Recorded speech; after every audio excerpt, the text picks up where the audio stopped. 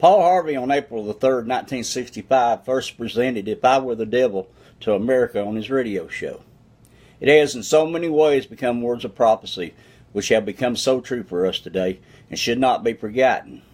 If we'd stayed the course, if we had continued to pray, if we had remained focused on God's Word, what would America be like today? So once again, let us take note of these words. If I were the devil, if I were the prince of darkness, I would of course want to engulf the whole world in darkness. I would have a third of its real estate and 4/5 of its population, but I would not be happy until I'd seized the ripest apple on the tree. So I would set about, however necessary, to take over the United States. I would begin with a campaign of whispers, with the wisdom of a serpent.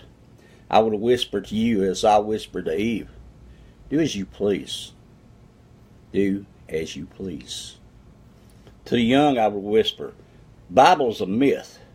I would convince them that man created God instead of the other way around. I would confide that what is bad is good and what is good is square.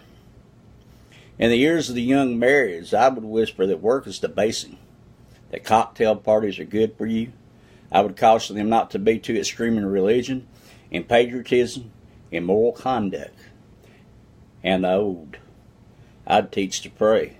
I would teach them to say after me, Our Father, which art in Washington.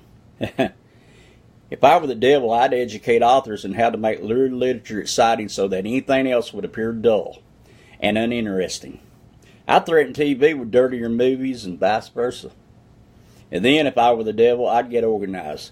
I'd infiltrate the unions and urge more eloping and less work, because idle hands usually work for me. I'd peddle narcotics to whom I could. I'd sell alcohol to ladies and gentlemen of distinction, and I'd tranquilize the rest with pills.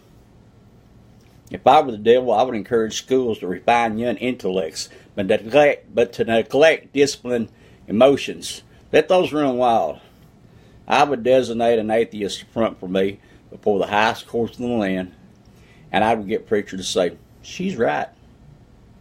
With flattery and promises of power, I could get the courts to rule what I construe as against God and in favor of pornography, and thus I could evict God from the courthouse, and then from the schoolhouse, and then from the House of Congress, and then in his own churches.